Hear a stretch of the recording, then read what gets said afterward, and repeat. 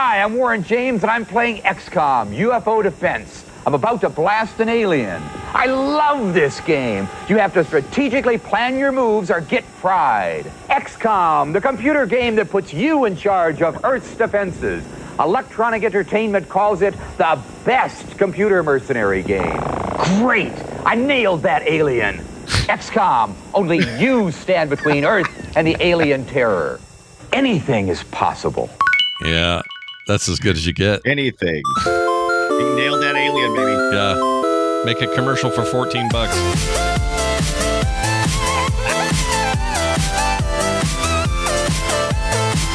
Hey, everybody. Welcome to Play Retro. I'm Scott Johnson, one of your hosts of this fine podcast. And let's say I'm in the mood to play something so hard that we question our sanity and wish we were playing something else.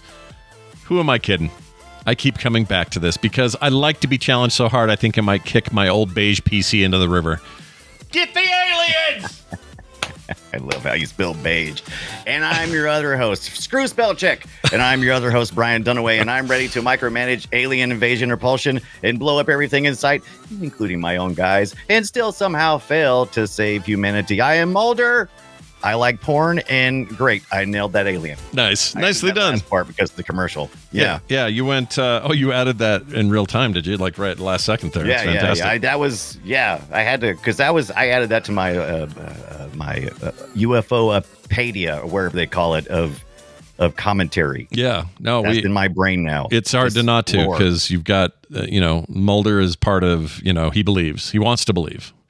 And he wants to believe, and if he's not believing, he's looking at porn. Yeah, that's it. Remember that? He was all addicted to porn. That was a whole storyline, right? He couldn't stop looking at porn. It was one of my favorite things. It's so weird. Was that such a weird thing? Like, hey, what should be one of his quirks? Well, we think it's that he constantly looks at porn. How about that? That's a weird thing. I remember that, and the pencils that he would throw up into the ceiling. That was the two. Yep. I just can't get that out of my head when I see him. Yeah, I still have a crush on Dana Scully. I can't stop. Sorry. Well, yeah, like Dana Scully, the character, or are you just? I like what's her name too? Can't think of her name though. Gillian Anderson. Gillian Anderson. Gilligan. Gilligan's Anderson. Gilligan's Anderson. Let's sit right back and we're here. A tale of a messed up name like hers. Anyway, she's great. I love her and everything, but in particular, she just brought everything nice and equal for everybody on that show. You know what I mean? Like, she brought everybody down a notch. They all thought they were hot stuff. Dana Scully walked in, everything went, okay, everybody check your shit at the door. Dana Scully's here. Freaking love her. Yeah, and she was the core, because there was a while when there was no Mulder, at least not in the show. Yeah, remember that? And so T1000 took over for a couple of seasons. That's right. Yeah. Patrickson, is it Robert Patrick's? Is that right? Robert Patrick, you were close. Patrick, it's close. I knew there was no son in there, so I stopped. I was like, Patrick's. Do you know his brother? His brother's head of the band. Oh, I forgot the name of the band, but it's "Do You Want to Smell My Finger?" Because I don't remember. You want to linger? What do you want to? Oh, yeah. How's that go? That's not the right song. Fuel. Is it Fuel? I can't remember the name of the damn band, dude. It's like Fuel, isn't it? Fuel? That's not right. Fumes? Fuel? You're talking about Filter? Filter. That's it. His brother's the lead singer for Filter. And that was the song you went with? Yeah, and I got man, nice shot. I like that song too. Hey, man. But I forgot about it's not "Do you want to smell my finger?" It's "Do you want to do you want to see my picture? See my picture. Feel my picture? Do you want to see my no, take my picture, because I won't remember. Take my picture, that's it. You want to smell my finger? That wasn't even I was like one of my least favorite songs by them. That song's I still great. Like that. You're insane. That song's awesome. It was fine. I love that song. It wasn't my favorite album. I like the other stuff they had. Filter was great, but that's Robert. Every time when you see him, just remember that's Robert Patrick's brother. Yeah, Patrick brother. Like by blood, full, same mom, dad, everything. Straight up brothers. Yeah, yeah. Wow. Right out the same vaginal shoot, as they say. Right. Yeah. Yeah. I don't know who says that, but I probably shouldn't. I don't know, but we were going to talk about XCOM, weren't we? Yeah, we're going to talk about XCOM today. This is a pretty good conversation, though. I don't want to lose the thread. No, don't worry. People will carry it on in their emails. It'll be fine. Maybe this is pre-show for next week. We need to resolved Let's that. think about it. The Patrick brothers and how they affected our lives. Do you want to smell my finger.com? We should have an after the show patron thing too, where we finish up conversations like that. Post show after dark. After dark. Well, check this Smell out. my finger. Here's what I've been doing all week. I have been deep into a replay of Sacred Stones. That is to say, Fire Emblem: The Sacred Stones. And this is the GBA title that is, as far as I'm concerned, I think overall there's a couple of little bits of competition, but for the most part, I still think it's my favorite Fire Emblem game ever made. That includes the modern ones. The 3DS one's amazing. It comes close, but this one's real close to being the greatest ever. And if let's say it is my favorite Fire Emblem game, it's also like in my top 10 games ever made. I love it so much. So I bring it up like every year or so because I play it about once a year, and I'm playing it again. So, get behind me. Wait.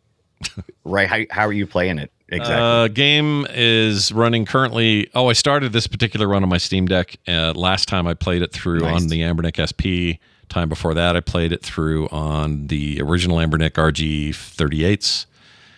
So my two of the last three have been on Ambernics. This new one is via my Steam Deck. So just happened to start it there.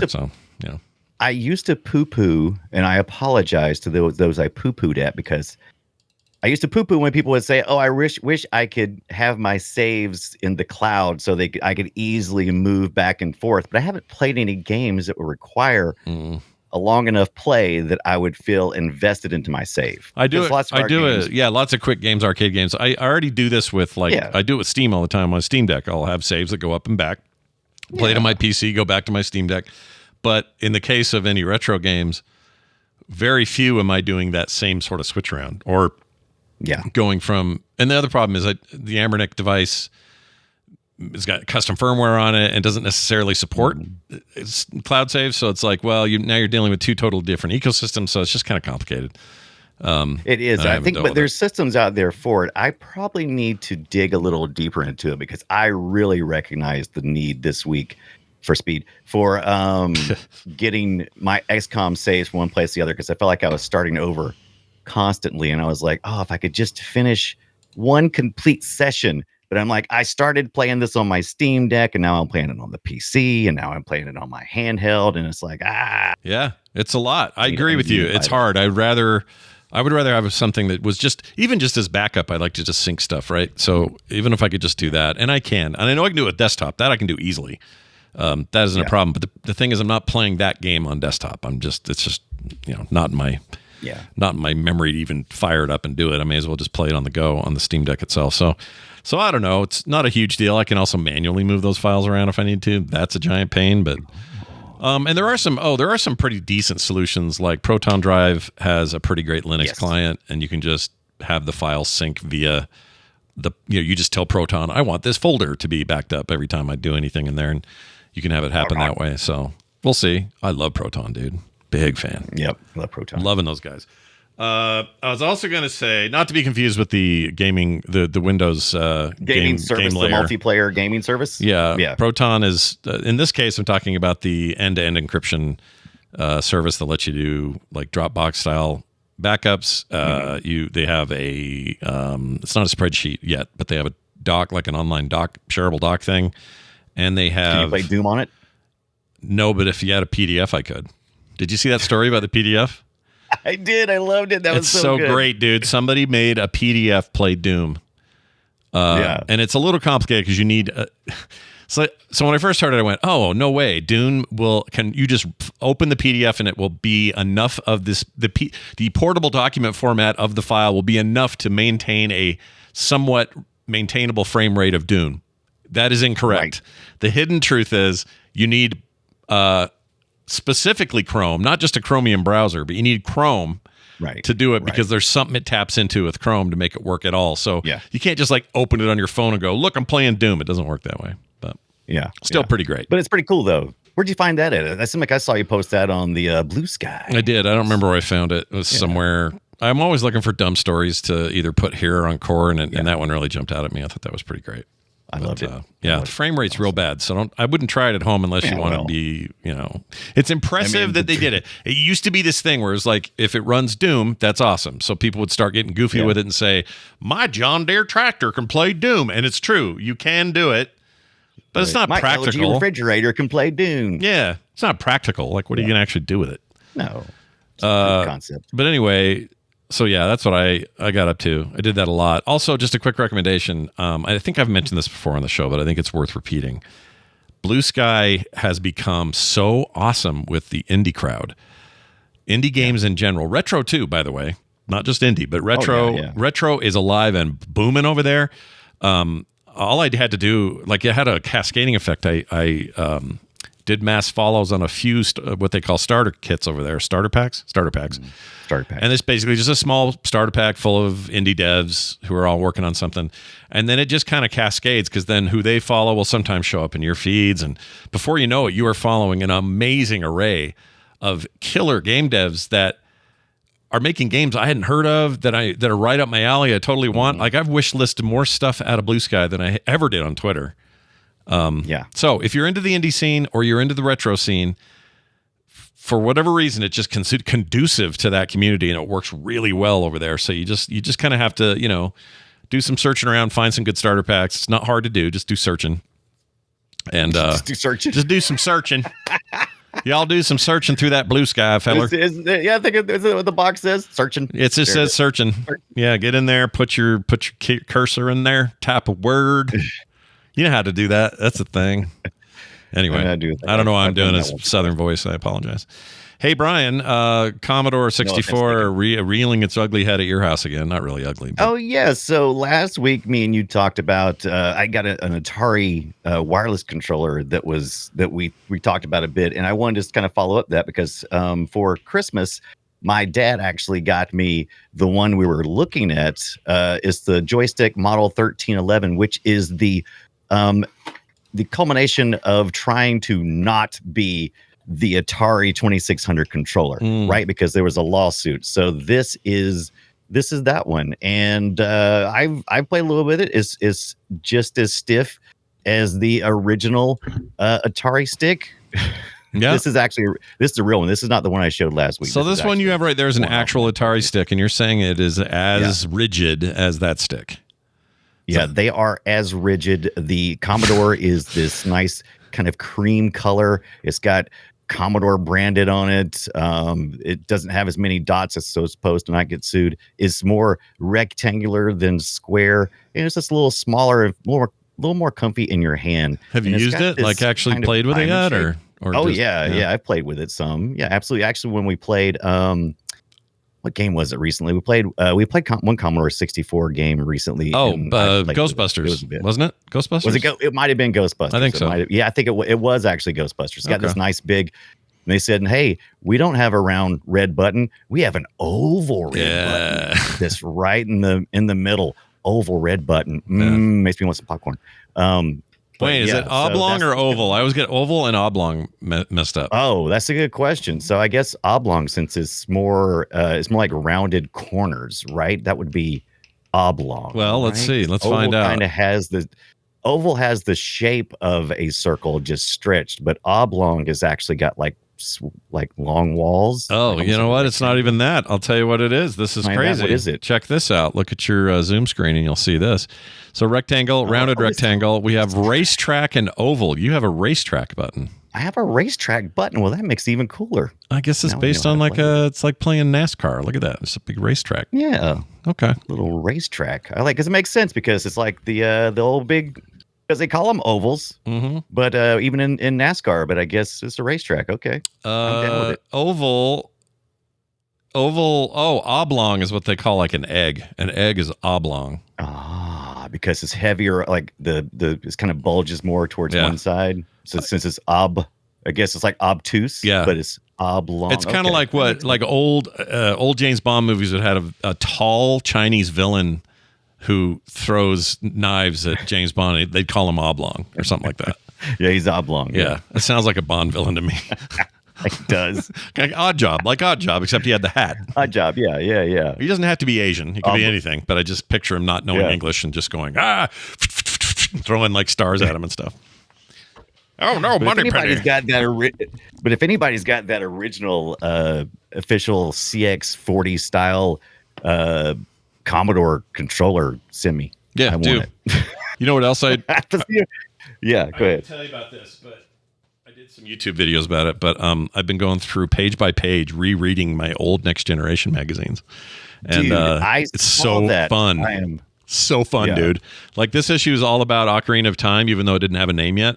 But they were basically calling it and saying this looks like the greatest thing ever, and they were probably right. There's an amazing interview in here with the guy at Acclaim where Acclaim was midway Acclaim stuff. You know how it all just kind of crashed and went away. There's a whole thing in here where the CEO is just talking up that place like, we're on our next level. We're moving to the next thing. We got all these great things. And like 2 months after this was published, they went under. It's great. You know, great. I always, whenever I see that kind of stuff, my mind starts turning, and I'm like, oh, you know what I'd love to do? Just have an overhead cam like I have on my desk, break out a magazine, pop through it, and just have a stream and just hang out with everybody and just kind of talk about the different articles and what was going on and just kind of revisit. And I'm like, oh, what's the legalities of that? I'm sure there's all kinds of bullshit. Copyright, you know, and it's like, isn't that fair use? And I'm like, it doesn't matter. They'll probably screw it up anyway. And then I also go, you know what? Whenever I stream and I'm playing a video game, nothing makes my numbers drop faster than I break out the manual and start reading from it. Yep. That is the truth. I'm like, you guys don't find this fascinating? Reading this manual? I guess I'm like, I guess it makes sense. We have a quick correction, by the way. Icor in the chat says oval is a shape, oblong is a property of said shape. He's right. Oh, very good. Yeah. So there's no oblong shape. It's not like you tell a kid, draw me an oblong. What you're saying is draw me an oval. And then if you make it fat on one end, then you're like, you either have astigmatism or that's an egg. Right. I love the idea that you've approached a child and commissioned them to do the one thing they'll probably never know how to do. Yeah. Draw me an oblong. Yeah. Oh, is this a test? Yeah. Oh my God. This? I'm going to do it. We got a 5-year-old coming over this weekend. I'm going to sit him down and say, buddy, I need you to draw me an oblong and see what he does. No, that's a TikTok challenge if I've ever heard of one. Yeah. You're challenge your children to draw me an oblong. Yeah. I mean, what's the harm? What's the harm in trying? I always say. That's what I say. Right. Well, it's a trick. It is. You can't draw an oblong. It is a trick. It's a property of the shape oval. Anyway, thank you for that, Icor. Always good to hear from Kevin. We are going to do a show now about a game that some people literally obsess about. They think it's the greatest thing ever made. Okay. Oh, before I do that, can I play you something? Oh, I found while I was looking for this horrible ad. Hi, I'm Warren James, and I'm This dude, whoever Warren James was, did he work at MicroProse? I don't even know. Whoever that is. But that weird ad I played at the top of the thing is as close as we got to an OG XCOM ad. It was just like this office-made, promo. While I was digging around, I found this Sega thing that I just have to play. It's like 29 seconds, all right? So I just want you to hear it. It's got nothing to do with any of this. I just thought you guys would enjoy it. So here's an old Genesis ad for their bundle that included Sonic 2. All right, here you go. Now, when you buy the Sega Genesis that comes with Sonic 1, you'll get Sonic 2 absolutely free. Sonic 2 handles stubborn stains, embarrassing bald spots, no problem. It even slices and dices, makes thousands of julienne fries. But wait, you can play it too. This free Sonic 2 is a $54.99 value. You get 2 Sonics for the price of 1. Sonic 2 fits easily into any tackle box. Made from a space-age polymer plastic for years of family fun, and pets love it too. Buy the Sega Genesis that comes with Sonic 1 and get Sonic 2 free. Act now. Wiener Dog Sweater sold separately. I mean, it's just Sega just doing Sega shit, man. Just losing their minds like they always did back then. Wow. I know it's it sounds like all those late night fast talking commercials of the time. They still exist, but they were making fun of it, and I love that. Yeah, That's great. It's really great. So there you have it. I just wanted to share that. Okay, let's get into this. We have a main topic. Shall we play a game? We shall indeed. Let's talk about XCOM, a MS-DOS, Amiga, and later PlayStation, very shortly after that PlayStation, and then releases on Steam and GOG today. But the original XCOM UFO Defense and UFO Enemy Unknown, or XCOM UFO Enemy Unknown. 99 Where you live, or 94. Sorry. 94. Yep. Yeah. And if you were in Europe, you got the Enemy Unknown or the UFO Defense. Which was it? If you were in Europe, you got UFO : Enemy Unknown. Enemy If you were Unknown. in the US, you got XCOM, there was no XCOM UFO. in the European version. Okay. There is no. Yeah, that's right. And guess where MicroProse and all that stuff hails from? Of course, they right there, right? Yeah, that's true. In Europe. Which explains the heavy Amiga attention they gave to that port. In fact, most of the people I remember at the time, around 94, everybody begging me to play were like, and you got to get an Amiga and play it on there. It's the only way to do it. It's the only way to play. Yeah. But you. And I was like, dude, I think, let's see, 94, I had a 386. Recommended minimum requirements for this game is a 386. Yeah, 386 DX40. So probably I had. Yep. DX40s, I think that was an AMD, I think, at the time, right? Intel 386 SX and DX, I think were the two. What was the DX40 though? I swear that was AMD. I could be wrong, and I think I still have that chip somewhere. It could have potentially been. I'm not saying it didn't exist. I'm just saying I don't have any experience with it. I think my first proper PC was a 486 nice. SX Gateway. Fancy boy. Yeah. Jeez. Fancy boy, but it was right around the same time. It was cutting edge. Even then, I was like, you want to get the latest and the greatest, the newest, hottest cow box. And I did. Yep. That cow box was a big deal. I remember when they had their own store here locally. You could go to the Gateway store. I didn't last very long. We had one up the street for ourselves, and we used to go in there and Check this out. So this one that we used to go to was originally a Gateway store. I think I have this right. Any locals can correct me. But I think it then went away because that didn't work. They were trying to do the Apple thing. It didn't work. So then Microsoft tries to do the Apple thing with Microsoft stores. Those still exist in some numbers, but they took over that exact spot. So that for a while was a Microsoft store. Then it was a Google store because the Microsoft ones petered out. And that also petered out. Nobody's been able to quite pull it off like Apple did. Peter. So they leave. Yeah. It's now an Italian restaurant. So there's that.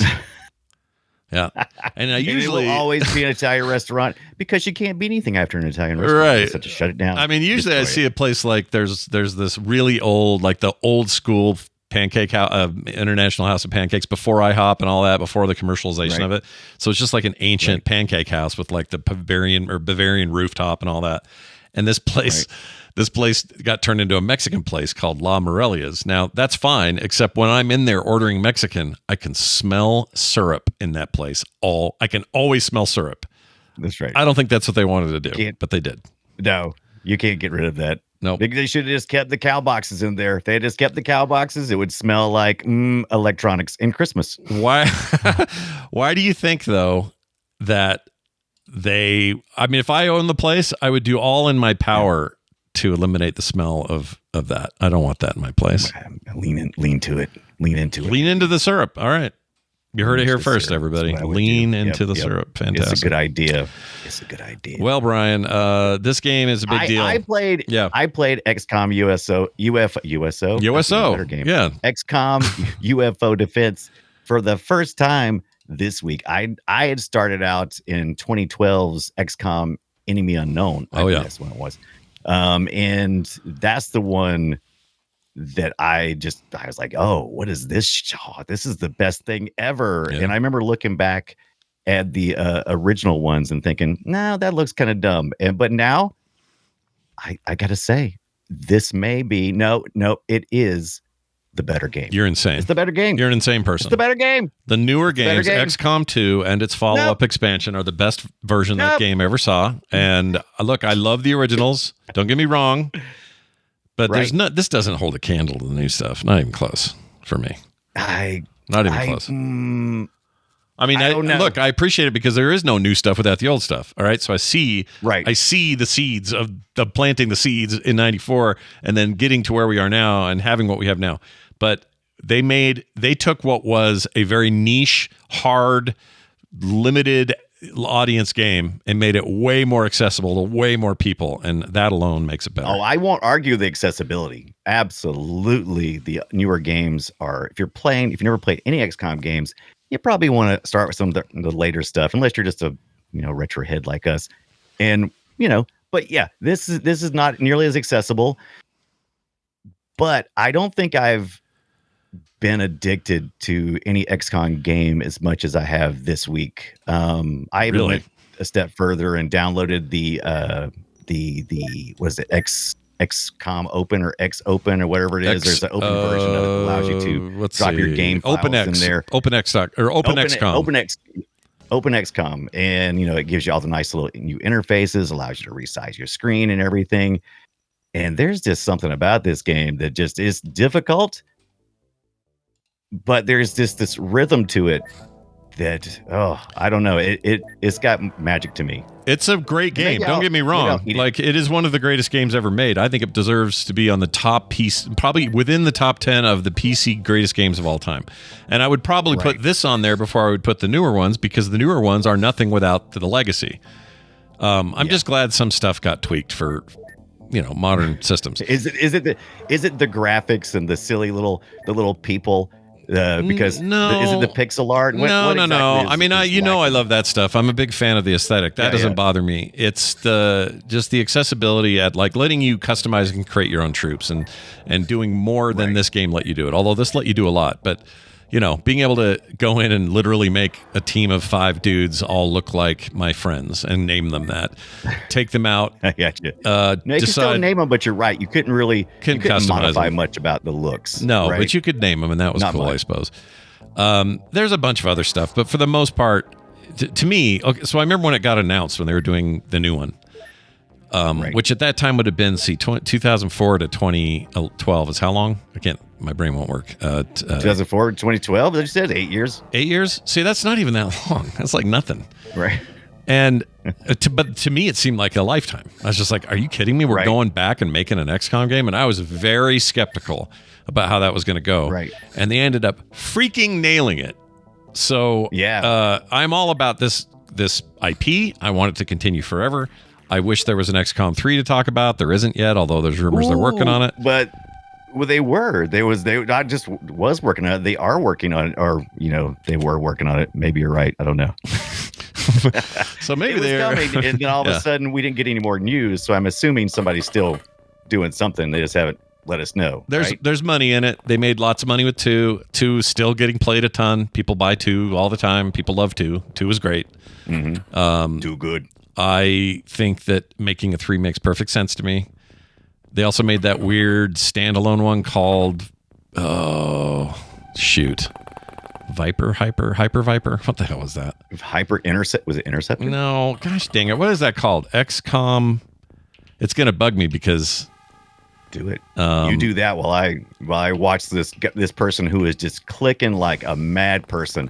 Yeah. I know exactly what they're doing. I just don't know how they're making all those calculations in their head so fast. But Chimera Squad. That was it. Chimera Squad. That's right. That was good. Could not remember it. That's very cool. Which I wonder. Game. I learned more about the history of this game, and Julian Gollop, our designer creator of the first 2, especially, he was involved in later ones too. But these first 2 were kind of his babies, and he did one called him and the team. The guys who did music and the graphics, they worked on something called Laser Squad. And I'm curious if with that squad and the title and everything, or they just like the squad. I mean, just like that in the titles of every on their games. Yeah, I don't know. They like the word squad. I mean, it is a squad game. Like squad. You're doing turn-based activities. You have a squad. You're telling your dudes what to do. They're very. The thing is, the template for the modern ones is there. Like, it's just this game was brutal. There is only Iron Man mode. There wasn't an option to say you couldn't save scum your way to victory. You just died, and some people love that. I like it, but I like to have the option. Depends on what I'm in the mood for, right? You can't choose that mood in this old game. This old game's like, hey, here you go, hard mode, enjoy, and that's the game.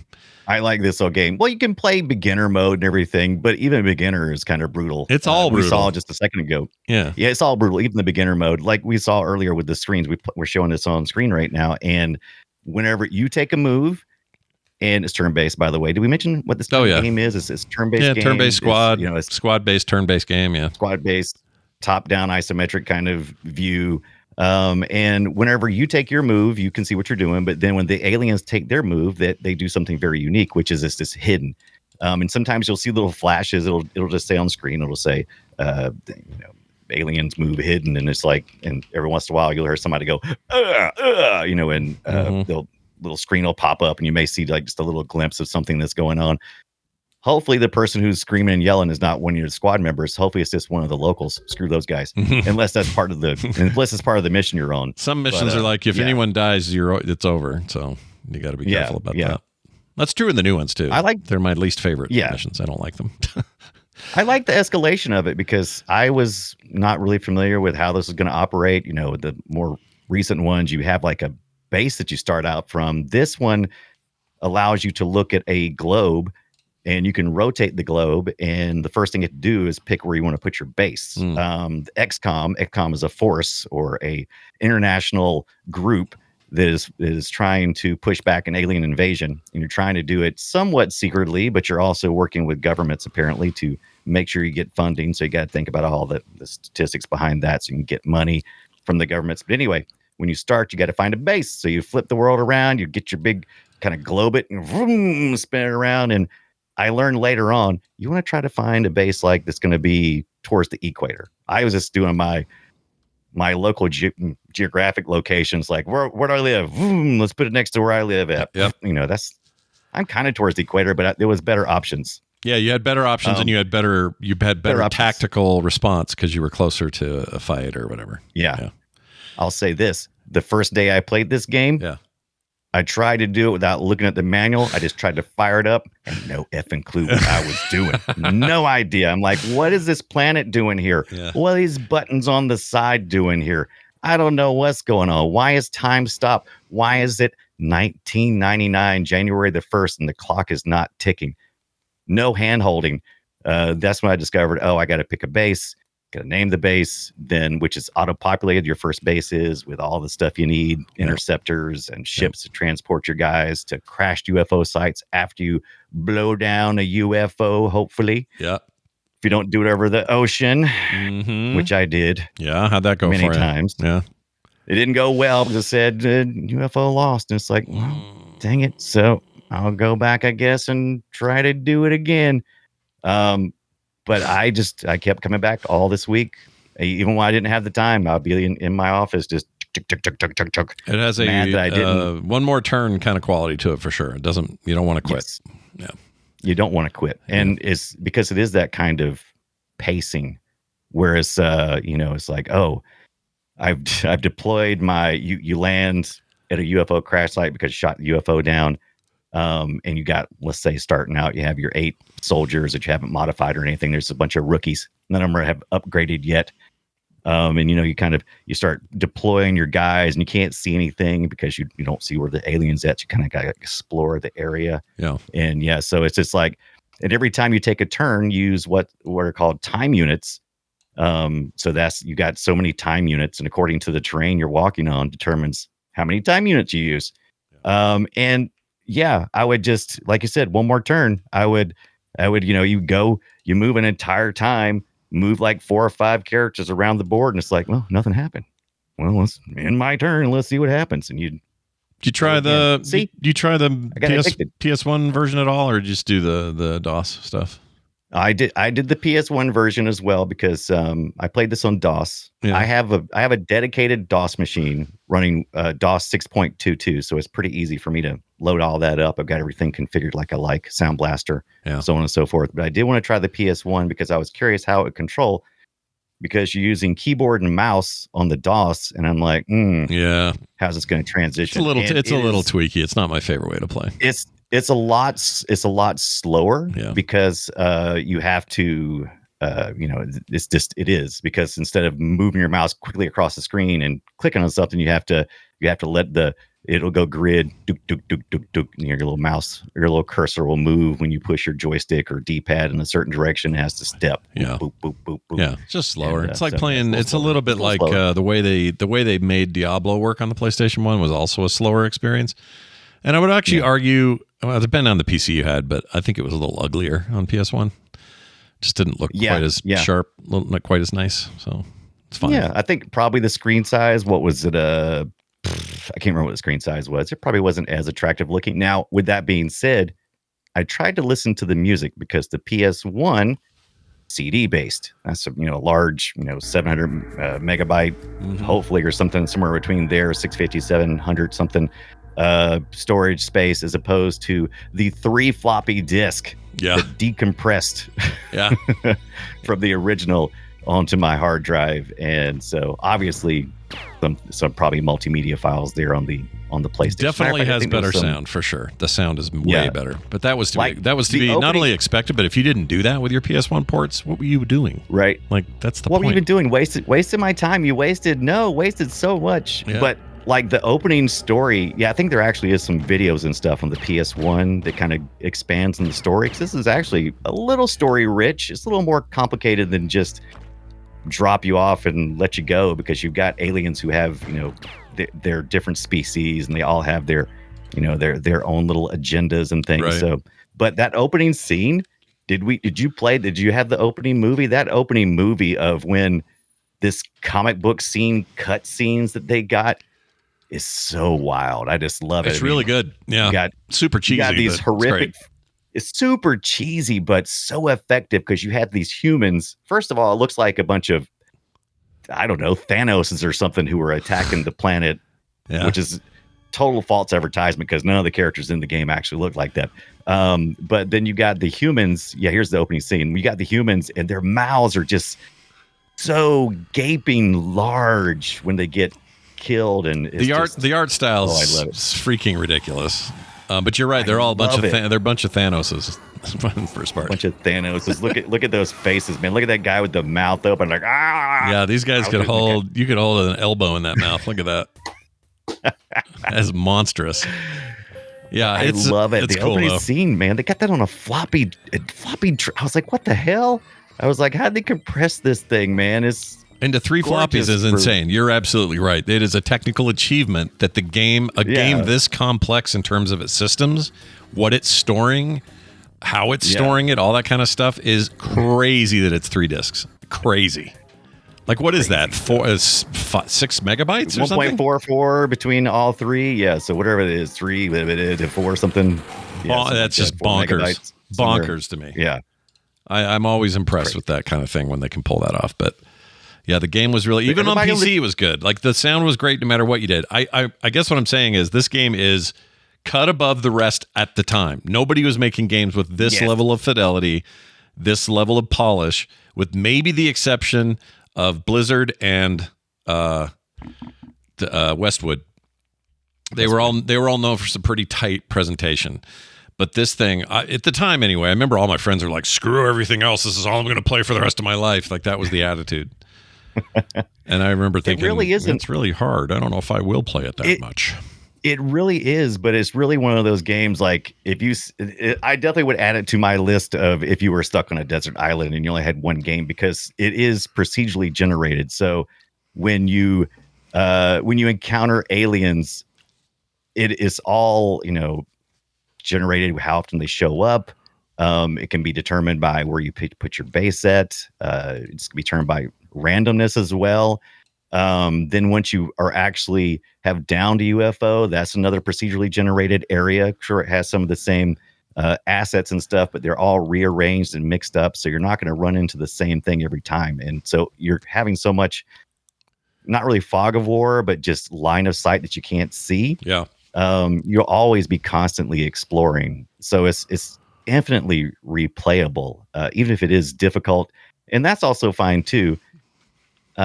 Because a lots of times, especially early on, I think some people kind of maybe push it a little bit, where they'll go like, oh yeah, I've got to kill all the aliens in this down craft. And it's like, no, if you end up in a crash site that was procedurally generated, this too tough for where you're at currently, leave.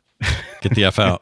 Get out of there. Yeah. Now, you can't do that too often. You can't constantly do that, because eventually the aliens will take over the planet, and you'll never get the chance to go to Mars and face off with some everybody. Yeah. Like, do you have like a favorite enemy? Did you like get deep enough to really understand like the sectoids? Not really my favorites. I mean, I have some favorites in the newer games, but for the most part, I don't know. I guess I didn't get that. I didn't get that deep with like, oh, this guy, he's more hit points, but he's slow. I didn't really pay that much attention to it, to be honest. And that's probably why I sucked at it back in the day, because I didn't take it seriously. Everybody else is taking this seriously, and they're like thinking every turn through, because you had to if you wanted to really perform. And I was over there going, yeah, but what if I just, played Doom? You know what I mean? I kind of had an attitude Yeah. about this stuff, and I've had a flip in my as I've gotten older. I like turn-based, slow, methodic, think about it, tactical games that I didn't have appreciation for back then. You know, This game translates what Julian was really good at, which was he kind of grew up with his dad. I've listened to some interviews with him, the designer, Yeah. and his dad would always get new board games, especially around Christmas, and they would play all these elaborate board games that me and you might. It wasn't Monopoly, right? He wasn't getting Monopoly games, so he was getting strategy games, war games, and he kind of got into Dungeons and Dragons. Then he kind of went into this, and so he saw all those game mechanics, and they kind of put that in this game, and that's the reason why it feels so fresh every time you play it. And I really like some of the alien races that kind of mix it up. I think I'm not positive about this part because I've only been playing this for a week, but I believe the snake men and the chrysalids and zombies are all part of the same lineage. it's all the same because faction. Yeah. Right. The chrysalids, those guys can actually turn your squad members into zombies and basically turn it around. You basically, So they're basically mind control them, and this is in the new games as well. And it sucks ass if you don't play your cards right. Yeah. It's the worst. Right. It's like that, you know? And I love that kind of stuff where it's just such a game changer. You know, you feel like you're doing pretty good and suddenly the tides of war have changed. Mm-hmm. And so I didn't make it all the way through a complete round. So my calling this the greatest XCOM game that exists is premature, I'm sure.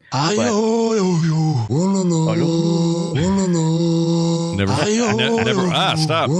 Never forget that priest wants you to Never convert. He forget. wants to convert you and F up your shit. Do Yeah. not mess with him. Nothing better than doing that to an opponent. That was just Yep. That's the only thing this game is really missing is that multiplayer mode, so you can really harass. If you could play as the aliens, that would be fantastic. But this is, you versus a machine. I think it's pretty good. I have no desire to play the 2012 version, and maybe I will. Well, you shouldn't. You should go. You should jump straight to the 20. When did 2 come out? Yeah. What's the 2? What's the second one? Hold on. XCOM Enemy Unknown. No. What was it called? No. XCOM 2. There's been so many. War of the Chosen, whatever it is. I think it was just XCOM 2, and then XCOM 2 War of the Chosen was the expansion. Either way, get that package. Get the XCOM 2 War of the Chosen package. Brian, you'll never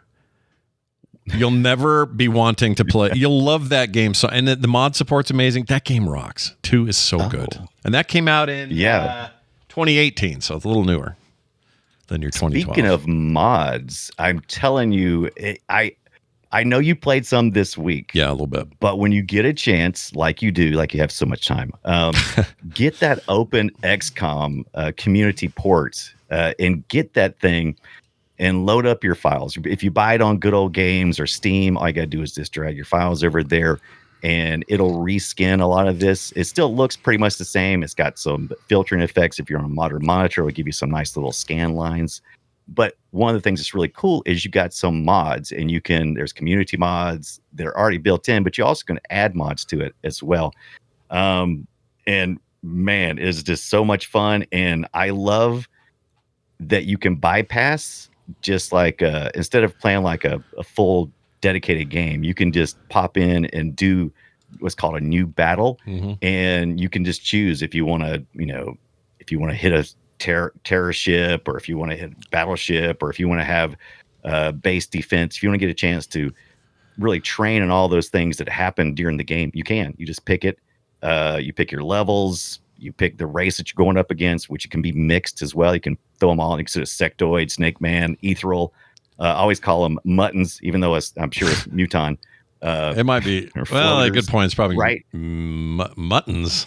Wait a minute. Muttons, probably. I don't know. Mutants. It's not mutants, right? No, it's not mutons. I don't know. I'm not sure. There's no T in there. I don't know. You can change so much stuff, including your tech levels. We hadn't even got into the discussion of. And we're talking just single player here. We're not talking about some server where I can go and like take on my friends. That's right. Anything. Nope. Okay. Just play on your own time. Can kind of set what technology you'll have, because that's one thing you have to slowly earn is you have to have those researchers research technology, upgrade your weapons, and other than just a regular laser blaster right now, just not that good. I end up blowing myself up more than not. Like Yeah. I'll shoot a I do big that. old rocket. I do with half grenades. the squad is dead. I do with grenades and things that are area of Yeah. effect, a lot like that, like what you're saying. Yeah. And I just miscalculate. I mean, that's the Yeah. point. That's the fun of those games. The newer games, Yeah. you can play Iron Man mode and screw ups mean you're dead and it's fine. You move on. You hire new guys. But I tend to save scum a little bit, so I'll F5 before or F8 or whatever it is, F5 I guess, while I'm in the scrum right before a big mistake. Die. Right. Oh, okay. F8. Right back to where I was. Right. I know some people frown no upon good. that kind of gameplay. I understand. So, I understand. I think at one point in time, maybe when people were being super competitive about it, I think people just are all like, no, enjoy your game the way you want. Are they? now." Because I think most people suck ass and don't talk like that. But I like your optimism about. All the people I surround myself with. Well, me too. Our communities are awesome. We're not talking about them. We're talking about the larger gaming community at large, and there is a lot of bullshit. I going wouldn't on. pop onto the XCOM forums and start flapping my mouth, right? No, Yeah, probably wouldn't do that. No, yeah, I wouldn't But either. What are you guys doing? Why aren't you saving? that's just asking for toxic fumes. Why would you go huff on that? Yeah. Don't do it. Yeah, you know. Did you ever play Terror from the Deep, the 1995 follow-up? Did you give that a shot? You know, I said that XCOM UFO Defense was my favorite and maybe the best of all time, but I might have to take it back and say, actually, XCOM Terror from the Deep is the same game reskin with better music and more atmospheric. This time, instead of fighting on land, you're fighting in the sea. Yep. Because it's 40 years later, starts in 2040, and you're going against, subspace Yep. aliens. Aliens I love that it. thrive in the water. And Yeah. I personally didn't like that part of it back in the day. I can't speak for now because I didn't play this one this week, but back in the day, I did not like the aspects that the underwater stuff brought. It added a new layer of tactical thinking, or, you got to account for a new environment, and therefore it's this, these things are more difficult or whatever. I understand all that. But I was just like, at the time I went, oh, that's a gimmick. You can't just put us in the water. I want to be in space. We're supposed to be in space fighting this shit, not in the water. That's dumb. Right. But Yeah. I think in retrospect, I probably judged it too harshly. A lot of people really like this follow-up, Terror from the Deep. And I should probably give it a better shake now, but it's hard for me. Yeah, I mean, you got new bad aliens. They do new things. So if you kind of ran through and mastered the first one, you get to use a lot of the skills you learned in the first one, but, with a few mixes here and there of a different environment. And it's all the way changed from, it took me like at least a good couple of minutes to realize, oh, I no longer leave out of the back of the, the interceptor or the whatever ship I'm in. Now you exit the side. Yeah. It took me forever just to get my men out of the first time. I could see that because you're used to the other way. I get it. I totally get it. Yeah. But you got nice little new reskin. Got to fight lobster men, right? You know what the 90s is missing in these games? The 90s desperately needed transparency effects so bad. Because look how muddy that is. Oh, you're right. And also one of the complexities of this game is this little HUD, this little menu thing that comes up at the bottom that allows you to kind of quickly go through things like up and down. So some of these maps will have like levels where things are up higher or lower, and something may be obscuring your view, so you can like tear it down so that you can see through it. But you're right, the transparency. Yeah, it's just we just weren't there It's a yet. disappointment. We were getting there though. It wasn't like it was that We were far getting off. there. But 1995, we didn't. The tech wasn't there. The newer games do obviously a very good job of that. What I wouldn't mind seeing, and I know others have asked for this, I'm not the first person to say it, but I would love it if Firaxis /2K, I think 2K is the publisher now of the new ones. Right. I wish that they would go and take the previous games, the first UFO Defense and Terror from the Deep, and remaster them, but in the engine of the newer games. Just remake those games, but in the new engine. I would play the living shit out of that. Yeah. Like right now, I would Like I play said- it. I would hang up on you right now and go play it. That's what I would do. Click. Yep. Scott, Bye, where are Brian. you? See you later, I'm buddy. fighting aliens. That's right. I'm taking my turn and I'm shooting shit. Right. And I would, because I think these stories are still good. I think the attitude, even though I feel like they did a good job carrying forward the attitude of the games, the vibe of the games, the originals just had something special going on. So I'm not saying that there isn't value in playing. This is a show about retro games. You know, like we like old graphics. Right. We like the innovations of the older games and things like that. But this is a series where I just think they're sitting on real money to not do this. Why aren't they doing it? Like re-release these in a form that the world would just clomp onto, and maybe even let me toggle between them, like Diablo 2 Resurrected, I should say. Mm-hmm. It lets you just hit a key and literally see the old graphics versus the new just by toggling a key. I love that kind of thing. Right? It becomes more of a museum piece. It becomes something you kind of want to crave and savor, and I don't know. Yeah. I don't know what it is about it, but I think XCOM's ripe for that kind of thing. Hope they do it. Oh yeah. Yeah. We have no news. We have no news if they are going to, but it'd be nice if they did. No, this was just a total. Usually we try to pick things that are maybe on the move again. Yeah. But this week it was just, this is, I don't want to call it leftovers because that kind of degrades what it was. But we did a survey last year to kind of get us through 2024. Yeah. And we burned through everything. And this was a leftover that was that we hadn't done. Been on the list for a while. People want us to cover it. Yeah. So we need to do a new survey. This was kind of like the one that I didn't want to miss. And so we came back to it. Even though we did a bunch of stuff in December, it was still. No, I'm glad we did. Firaxis has a new Civ game coming out in less than a month. So, in a way, we're kind of ahead, on it a little bit here. Yeah. Even though, Firaxis had nothing to do with this particular 1 and 2. No. Man, they had a big impact later on. Oh yeah, and I'm glad that they ended up at the IP because they clearly have a love and a devotion to keeping it right and getting it right and all that, or at least they have so far. So we'll see if they do a third iteration or what their plans are. But I'm telling you, you guys are money on the table. Take these 2 games and remake them into one package that you sell for another. I'll pay $59.99. I'm ready. Right. Tomorrow. Get it ready. Now. Go ahead and start. You know what? I'll even give you a little bit of time. Go ahead and get that ready for when I get my Switch 2. Just let me have it. Just go ahead and get ready. Let's take a quick moment and ask you the question. Did you see anything about the Switch 2's tease? It's not really a reveal. It's a confirmation that it's called the Switch 2. Yeah. We know what it looks like. We know some basic stuff, but we're not going to know really anything major until like the 1st of April. That's when they do their direct on it. Did you, based on that video and what you've seen, do you have any big hot takes that you want to share with everybody about the Switch?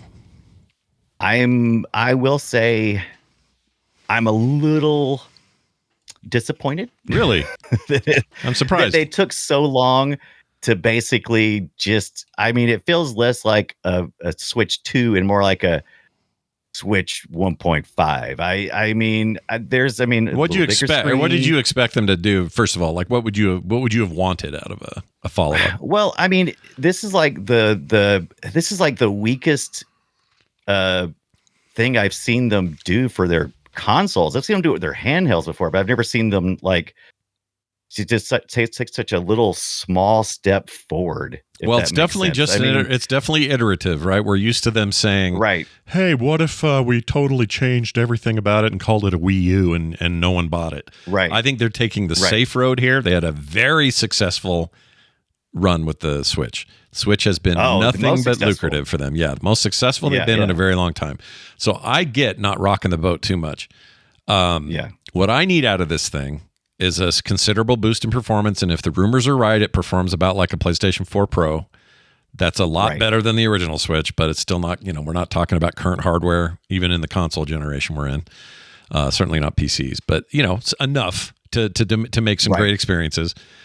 This bit right here where they show these controllers flying around like mice, I got questions about that. Like Trons.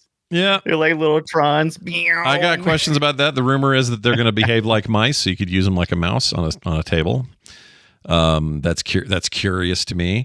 I'm a little. I'm hopeful that these magnets are strong, so that I don't fling my screen across the room. Yeah, because they're not the way it looks. They're not going to slide into a slot. They're going to be magnetized into a spot. So yeah, that's going to be curious. Yeah. I'm also curious what form factor they're going to use for the actual carts to make them physically inaccessible from the Switch 1. So when they release Switch 2 games, because they look pretty close to the same size, but they'll have to make some kind of physical.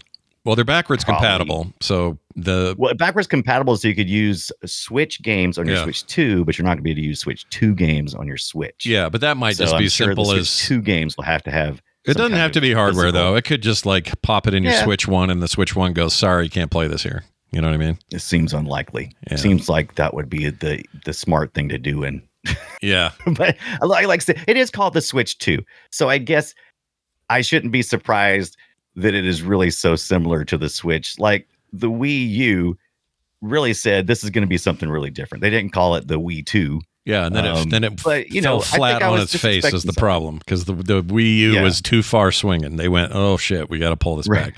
And then the Switch 1, I get the trepidation. I would not want to, if they swing really hard away from this and didn't just iterate, I think that's shooting themselves in the foot. It's a bad idea. From a business standpoint, from a fan base standpoint, I think they did need to unify a little bit. And they already did unify. I mean, the Switch is the representation of the unification of Nintendo's portable business for decades and their console business for decades. And they mushed them together. They said, look, we're just doing it all in one. Yeah. So that was pretty radical.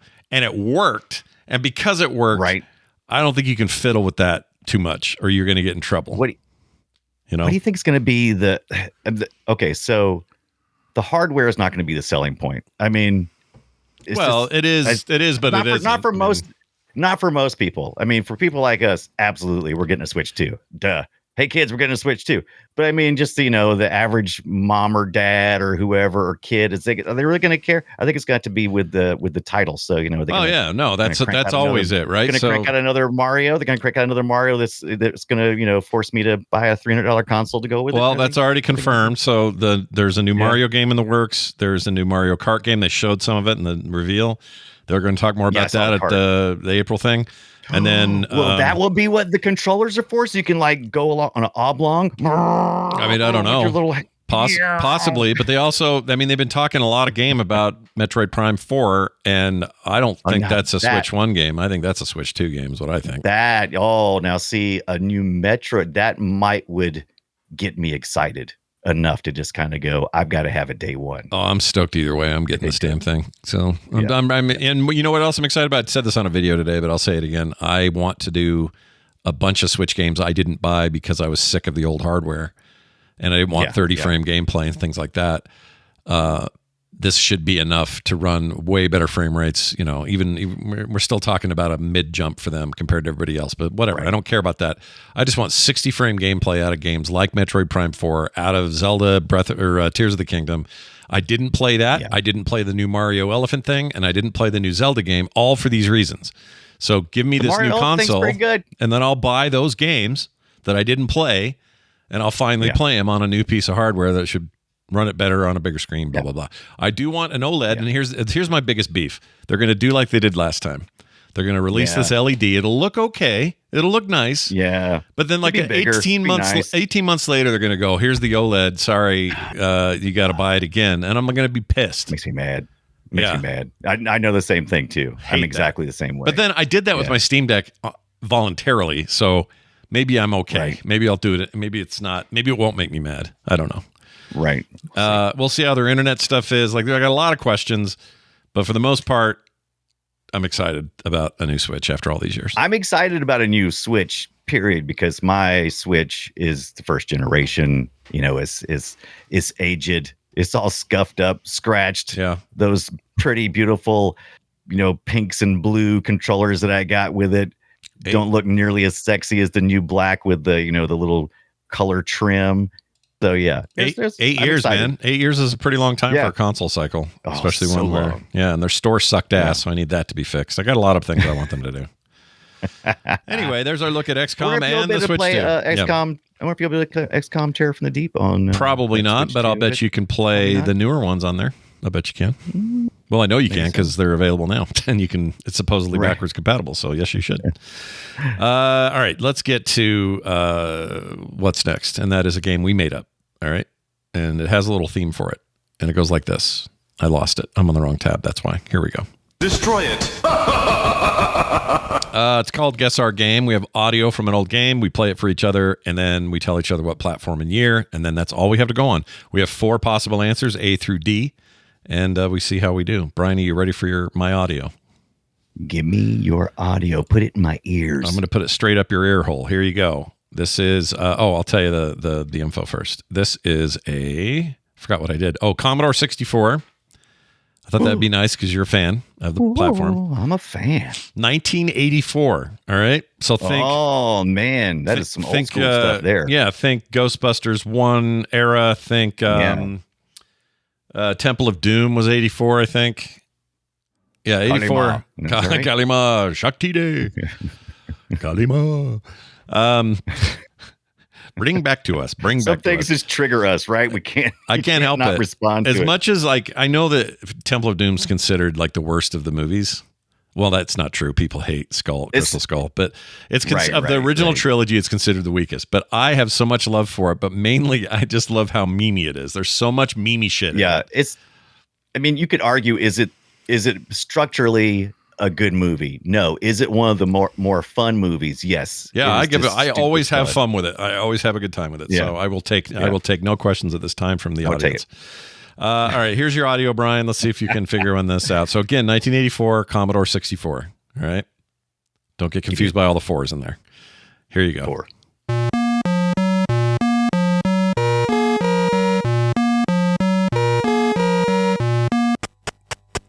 This part matters most. Listen to this. Mostly matters.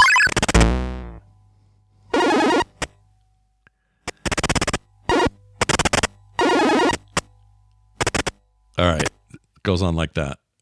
That boo-doo-doo-doo, that's really important. At least that's what I remember it from. All right, Brian. So here are your options. Are you ready for this?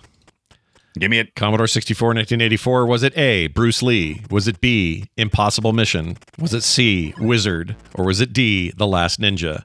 These are all considered top 10 games for that era. And Commodore 64 are top 10 Commodore 64 games. But which of these 4 is it? Again, Bruce Lee, Impossible Mission, Wizard, or The Last Ninja? Okay, so I played Impossible Mission and The Last Ninja before on the Commodore 64. I don't think I ever played the Bruce Lee version on there or Wizard. I do not think it sounds like Impossible Mission unless it is some scene or cut that I do not recall, which is entirely possible. I don't remember a lot about The Last Ninja as far as audio goes. Ooh, so Scott, I'm gonna say, give me the D. You want the D? I'm gonna give you the D. Incorrect. You should have given me the. You should have given me the. Ow! Shit. The owl shit. What was that? Is that E? All Sorry, above? My freaking XLR thing just went and took a dive. Let me fix this real quick. Oh my god! All right, we're good. What kind of XLR is it? Like a booster, one of those heavy ass? No, it's like it's got a mute thing on it, but it's also used as like a junction for 2 things that come in at once. Yeah. Anyway, I fixed it. Everything's okay now. It is A, Bruce Lee. A. Oh, yeah. Yeah, should have given me the A. What were you thinking? Jeez. Yeah, I should have given you that. He's kind of a ninja, right? I mean, he's a bit of a ninja, and I knew that would throw you because they both sound. It sounds like a little like the pitter patter. Sounds like a ninja game. Yeah. So you would have been correct. Somebody in the chat got it right away. Who was that?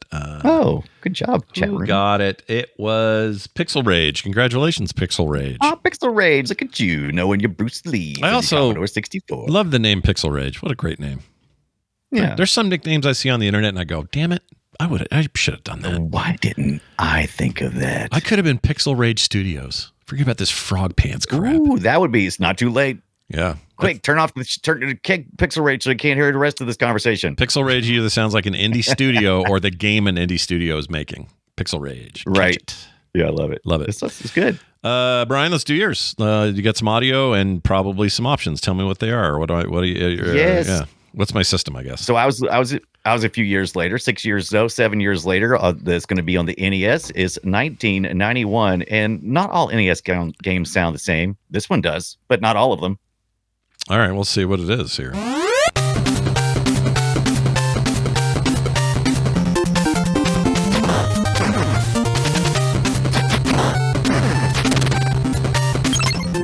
really familiar to me.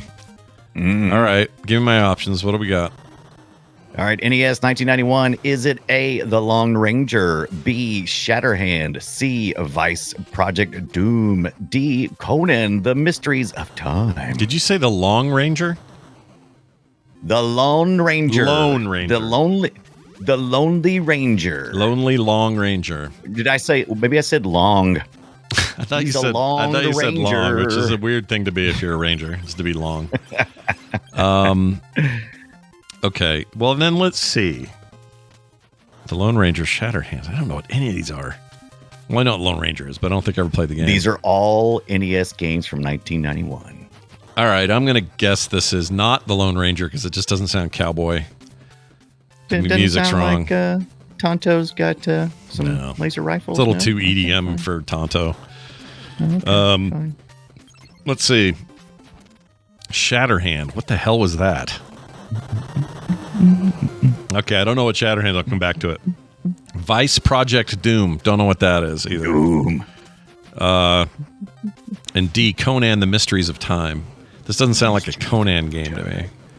There's explosions, but it's NES, and there's not a lot of variation on the NES sound. So I'm going to go, you know what, I'm just going to try to go with the one that seems like, if I had to guess and poke at it, I'd say Shatterhand, whatever the hell that is. Shatterhand. Got the answer is... Nope, just kidding. It's good. It's right. Oh, it's right? It's right. Yes. What is Shatterhand? Tell me more about Shatterhand.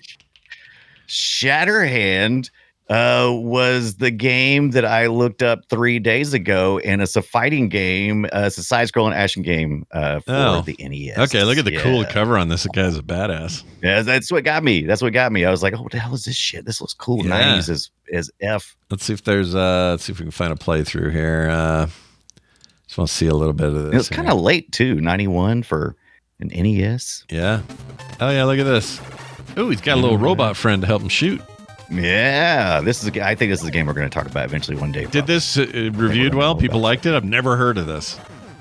It's news to me. It's got a decent Wikipedia page, and I don't know what the reception was. Really, good question. It looks like a game I would play. I just thought it looked cool, like I'd want to play it. It looks great. Look at him shattering hands or whatever he does. He's shattering the crap. It's a Jalco. What? How do you say? Jayco. I think it's just Jayco, isn't it? Jalco. Jalico? Jalico. Jalico. Gigolo. I have no idea. Jalicoco. Jalico. Yeah, definitely Jalicoco. That's it. Hold on. Yeah. It's how do you say it? That's gonna drive me crazy now that we don't know. Oh, Is it Jalico? Jalico? Jalico. How about someone in the chat? You Jalico. guys have a thought? Here, let's try this. Jalico. Pronounce. Wait, why won't it? Sorry, nounce. Okay, I want to hear this thing. How do you pronounce Jalico? Here it is. Helico. Jaleco. Jaleco? Jaleco. Jaleco. Jaleco. Jaleco. Jaleco. Jaleco. One more. I cannot Jaleco. find a single review for Shatterhand except on Jaleco. Reddit, and this person says Shatterhand is one of the most incredible NES games ever. Really? I just have never heard of it. Now you've got me all curious. I'm going to have to try I it had out. neither. Oh, I'm going to have to play this. I was- All right. You may have introduced me to something cool that I'd never heard of. Yeah, That's awesome. me too. Hope he never shatters guess, his though. actual Good hand. job. Yeah, thanks. A pure guess. I had no idea.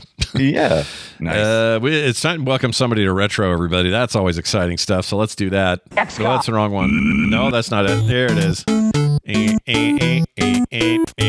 Welcome to Retro, Resident Evil 4 from the GameCube. Oh, my Lord. Ooh, That came out January 11th, 2005. Now, I was sure that was an 04 game, but that might be Japan. That might be why I thought that. But yeah, RE4, one of the most influential games ever, a single-handedly revitalization and 3D-ification, true 3D-ification of the Resident Evil series, and one of the best remakes recently ever. That remake they made like 2 years ago now. yeah, So good. that was fun. I can't that was believe so it's fun been watching that Scott long. play that. You should watch it. It's if you really haven't good, seen it, although people. I put it on easy because that's how I play those games. Well, But my camera just went off. Oh, there we go. you got 'cause I that pushed spot. it. That's hilarious. I pushed it. Yeah, it's an old. Look at it's the old. What do you call it? The Nerdtacular poster from 2014. It is. Yeah. I'm looking at it right now. This is the one that is behind my computer desk. Oh, very nice. You have that back there? I didn't know that. The one with the robot with all the signatures on. Oh, this one right here. Right? Or do you have the one with the girl and the robot? Which one do you have? Let's see if we get back there on it.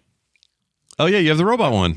Okay, you ended up with one of those too. That's awesome. Yeah, these big prints we did. That's back in the back of my monitor. Gross. I didn't know that was back there. I know. You got like a dead rat or some shit. Anyway, welcome to Retro Resident Evil 4. I realize, look, I know it's still controversial that 20 years is no longer enough because we've hit a curve with gaming. We got the slow, long tail curve where 20 years isn't what it used to be. Okay? Because think about it this way. 20 years used to be 1970 to 1980. Oh, no, I'm sorry, 90. 70 to 90? That's crazy. Right. That's just insane amount of change. So much change. 2004 to 2014 for 10, and then another 10 for 2024. That doesn't feel like it's very much, not just because we're all older now, but because the technology curve is lower. It's just flattened out. So I understand, and I know that people are weird about this. But we've started to do it this way, and we're not going to go back. We're not going to, like, in 5 more years go, welcome Resident Evil 4 to the 25 year. Like, we're doing 20.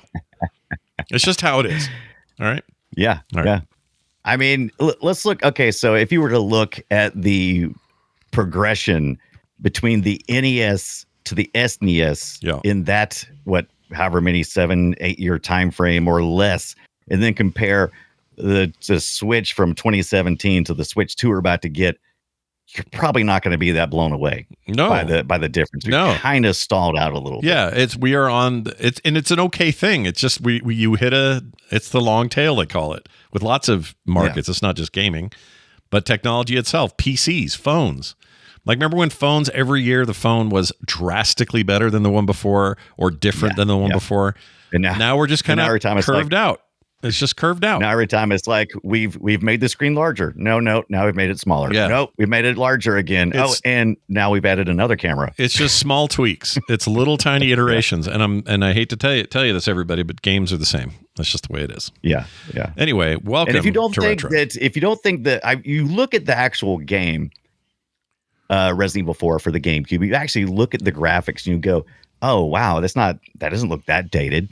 But that's not the part that's dated.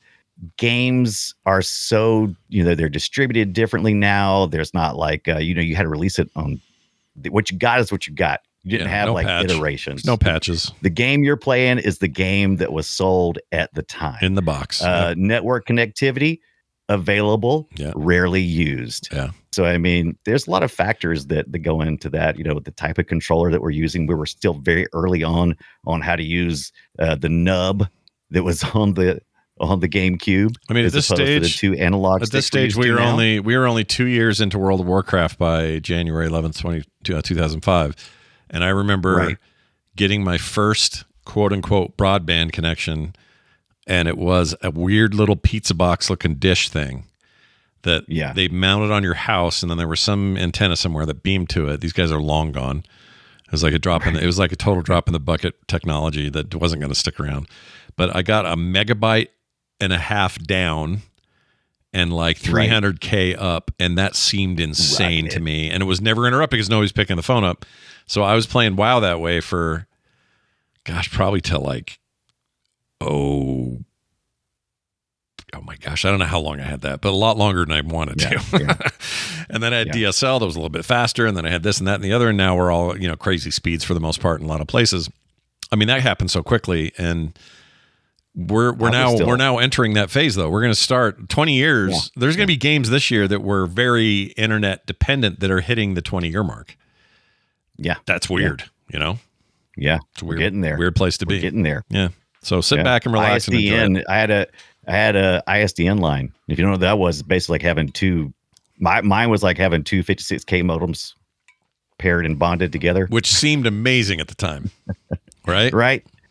Rock and roll, baby. Took you like 3 hours to get a 3 megabyte song off Napster or whatever. LimeWire, Napster, what we got? But it felt amazing because that was all we had. Now I download a 58 gigabyte video game in 12, oh my God, it still blows my mind. Something. It's not even that long. I've got a gig, and it always blows my mind where I'm downloading like gigs of data, and it only takes like, 15, 20 minutes tops, like I'm just like, wow, what's appreciate where you are and appreciate where you've been, everybody. That's all we're saying. All right. Yeah. Hey, it's time for some listener feedback. Let's get into that because those are always fun and informative as well as insightful. Welcome to the treasure room. Let's start with this one. This is a text from a listener. This came to 801-471-0462, and you can use that for voicemails and texts, or if you'd rather email us, playretroshow@gmail.com. This is from Scraper Dave, or is it Scrapper Dave? Probably Scraper. It's not 2 P's, 1 P. Scrapper. I like both. I like both. Either way is cool, but Scraper I think is correct. Maybe he's a data scraper or something. I don't know. Oh, maybe so. Or maybe he stands on the side of the road and scrapes people's windows as they go by. I don't know. Oh, and think of that. Do a little Lunderguard action like in Fargo. I guess that would be Squeegee Dave. Oh, sorry, Dave. Sorry, Squeegee Dave. Anyway, hey guys, love the show and love the retro games. You should talk about the canceled consoles of the 90s. There were lots of attempts and none of them could pull it off. What do you think? Yes. So I did a little thinking about this, and I'd actually seen in one of these, I don't remember which issue it was, one of my Next Generation magazines had a whole thing about the VMware. Anyway, this company had supposedly the killer console coming out. This was late 90s. Right. And they kept doing updates on it, like, oh, here's the status of what's going on over at VM Labs, I think is what it was. And it's gonna blow everybody away. And then nothing, like poof, vaporware. Right. And I was like, what happened to that thing? Turns out they tried to pivot and make the technology and their chips available to others to OEM their things, but that wasn't working for anybody, 3DO included. That just was a bad business plan. And so after some time, it just folded, and I don't know, the technology got sold off and nothing ever came of it. So there are things like that throughout the 90s and early aughts where somebody had, what was the Gizmondo? That was one of them. Remember that? Ooh, yes. We should talk about that. It'd be fun to just like dig around and look at failed consoles. What's that called? Gizmondo? Earlier than that too. Wasn't there like the Halicon or something like that? Or I don't remember. Halicon? Oh, there were so many. This is kind of along the way have just died. But we should totally. Here's the Gizmondo. Approach. This is the one that. Yes. This is right. We're talking about 05, so 20 years ago. Crazy. The whole thing went away in 08 or 06, so it became vaporware essentially. But it was Tiger Telematics. I don't know who. That's not Tiger Electronics. That's somebody else. Anyway. This was their attempt at a handheld, and this was supposed to be a big effing deal. Everybody was talking about it. It was using this ARM processor. It had or some kind of connection for wireless downloads. Like it was supposed to be this big whoop, and it just went to shit. I mean, we've said so many times we'd like to look at that Apple game console too. That what was that stupid thing called? The Pippin. The Pippin. Oh, that was Apple, right? Apple Pippin? Yeah, the Apple. Yep, Apple Pippin. That's right. Wait. Yeah, it was North Apple. America That's released right. in 96 for like half a second. Yep. And it was poop. Not poop. It just didn't have the... They didn't take it that seriously. Here's what Apple did. Apple's... Say what you want about Apple. They did something that is almost unheard of in this business. They ninja'd around the backside and took over all the gaming revenue while nobody was looking. And they did that when they launched the App Store. I don't even think they knew this was going to happen. But and whether we like it or not, as regular gamers, core gamers, hardcore, casual, whatever, that's where all the money is. Like people talk about Microsoft buying all of Activision Blizzard. They talk about, they got all these IPs now. They own World of Warcraft. They own Call of Duty. These are all truths. They own Bethesda. They own all that stuff. That stuff is a drop in the virtual bucket, a tiny, tiny drop compared to the money they're making with King alone, which is part of that acquisition. Right. Nobody talks about it because it isn't sexy. But that's where all the money is. Oh, no, I hate it too. Don't get me wrong. I absolutely hate it. But they circumvented and took all the money on the backside. It's crazy. Yeah. How they did it. It's what Nintendo's known forever, and is always trying to be the middleman of it. And distribution is where the real money is, right? That's cable companies know that. Everybody knows that the real money is in distribution. But you just didn't know that this would be the most popular console on the planet. It is. You may not call it that. You may not say, "Oh, that's not a console; it's my phone." I don't. Mobile games are the same. I understand what you're saying because I'm with you when people say that. But that's what it is. At the end of the day, it's what it is, and it made them so much money. Google to some degree as well. and or now between the two, I mean, they own it, and it is a monster. We're talking many, many, many, many billions of dollars. And in the meantime, you have these stories like StarCraft Legacy of the Void or whatever. No, what was the first one? Whatever it was, the Terran-based first StarCraft 2 game, the 2010. That game comes out. The entirety of the sales run of that game made less money than one sparkly horse WoW mount that you could buy in the store. A mount that is just polygons. Yeah, the sparkly horse mount is the what is it? It's the greatest shining example of what? Yeah, it's just a change. It's a sea change. It's just so different. Like what we think of that business now is so different than what it used to be, and it's crazy how quick it changed. It is. The mid-aughts, basically. It's easy to be cynical about it too. Oh yeah, I think it's fascinating because it's just fun to watch. But as a gamer, I hate that King is the reason you bought that. Frustrating. It's frustrating. As someone who covers this business, it's fun. I remember how angry all my friends were. All my cartoonist friends were when XKCD just rocketed to the top with their stick figures. People were just, the artists, cartoonists just pouring their souls, learning all the history of, everything about comics for, 100 years. And then XKCD comes in with some sticks and writes funny shit. And you go, oh. Well, it turns out the writing matters most. It's the writing, yeah. Yeah, like I don't think we would talk about Calvin and Hobbes with such reverence if the writing was bad. If the writing was bad, nobody cares. So the lesson there is it's in the writing, and it's the place I've always struggled the most. When I was, really banging out the comics every day, there was always this feeling of like, all right, I've got the technical down. I can draw what I need to. I can have an idea, and I can make it manifest. But can I write it and really grab somebody with that writing? And every once in a while, somebody like the Oatmeal or XKCD or whatever comes along, and you're not even impressed with the art. You're just like, okay, it's fine. But somehow it also fits. It's perfect for the writing. Yeah. There's a lesson in there, and I still haven't cracked that egg. Exactly. Yeah. The minimalism of it actually enhances it. It's just like, it's crazy how that works. It's so frustrating. Because like I said, most of the cartoonist friends I know are people who really want it to be an animation and want to storytell, but they decided that, that the cartooning was the way to go, the comic stripping. And then you focus a whole bunch on the art and go, I want to stand out, have my own style. Yeah, it's because that's the art of it, and you think it's art of it. You put so much into that. There's a reason why some of the greatest artists at Mad Magazine never wrote their own stuff. It was all other people writing and then them drawing, or it's why video games are rarely the same guy doing engineering as the same guy creating UI and art and animation. It's just they're different disciplines, and it is. And the same happens.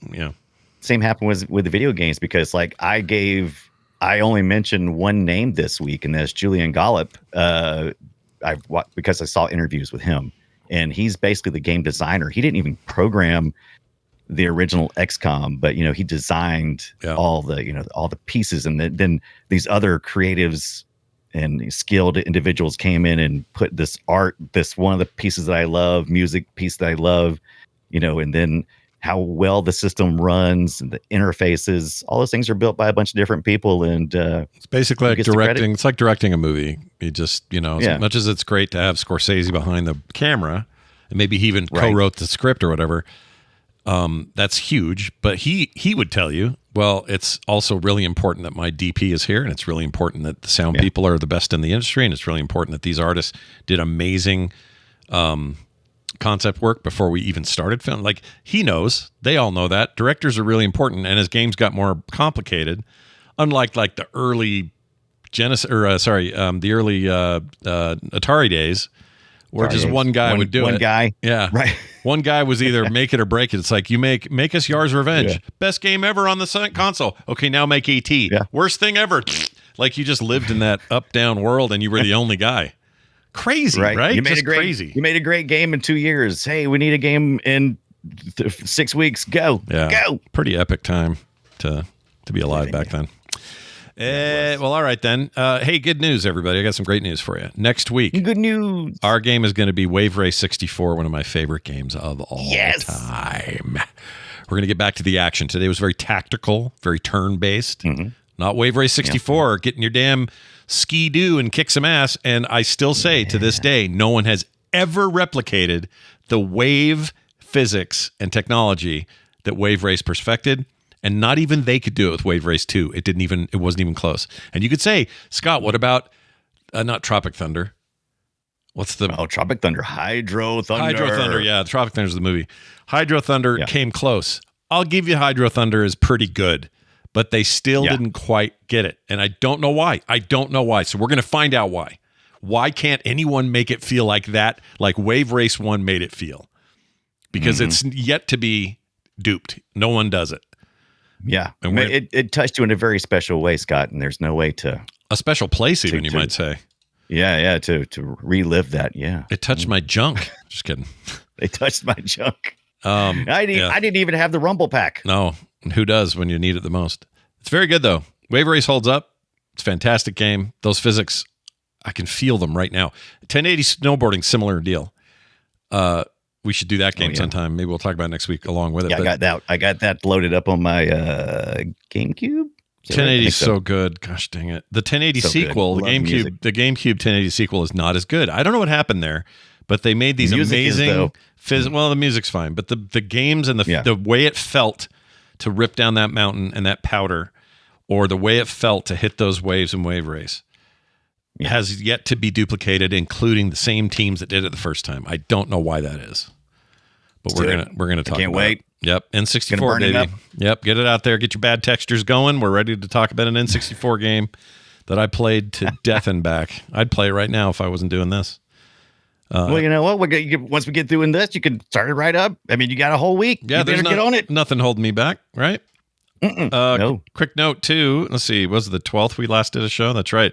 Since the 12th, we've had 2 brand new folks join our Patreon at patreon.com/playretro. And those include NC Pete, which I assume is North Carolina. Oh. You don't have any problem with that being in South Carolina, do you? You're okay with that? Oh, no. I love North Carolina. Yeah, there's my buddies. You guys you have to share the same NFL team, you know? Yeah, I know. How do you feel? I know. We share Carowinds as well. Oh, shit. You're going to be up a war. You're going to have a border war with the other Carolina. Just kidding. No, we just meet up at Carowinds and, ride the Scooby-Doo roller coaster and, hang out. That sounds all right. That's what we do. I would do that. Yeah. That also includes Clumsy Machinist, who is also joining us, brand new. How many fingers does the Clumsy Machinist have left? Yeah. I was going to say. I want to know. Less than he had before, we'll say that. Type if you can and let us know. No commercials ever. Pre-show content every week. Monthly benefits. Sign up today. Be a part of the bigger family at patreon.com/playretro. And while you're at it, go check out our retrogib.com site, where you can still get some servers going there for get your friends in there and play some Unreal Tournament 99, Unreal Tournament 2004, old Roller Coaster Tycoons in there. Lots of fun stuff. Check it out. Retro achievements, all that stuff. retrogib.com. All of this is linked on our website, frogpants.com/playretro. Brian, I think that's it. Do you have anything you'd like to add to the pile that we created today? This mess. Yeah, I've got to. I'm looking at my N64. I tried to pull out so I could get to it. Looks like there's going to be some work before next week's Wave Race. I think I have it on my N64. Do you have it? Do you have the cart? Yeah. Oh, yeah, jealous. I do. Yeah. Jealous. I sold mine way back in the day. I sold it for 2 because I thought 2 would be better, and it wasn't. It's not better. Sucker! It's not better. All right, that's going to do it for us. Big thanks, everybody, for watching, for listening. However you get the show, we appreciate it. Leave us reviews wherever you get your podcast. That'll do it for us. And I would like you to all go play something retro. We'll see you next week.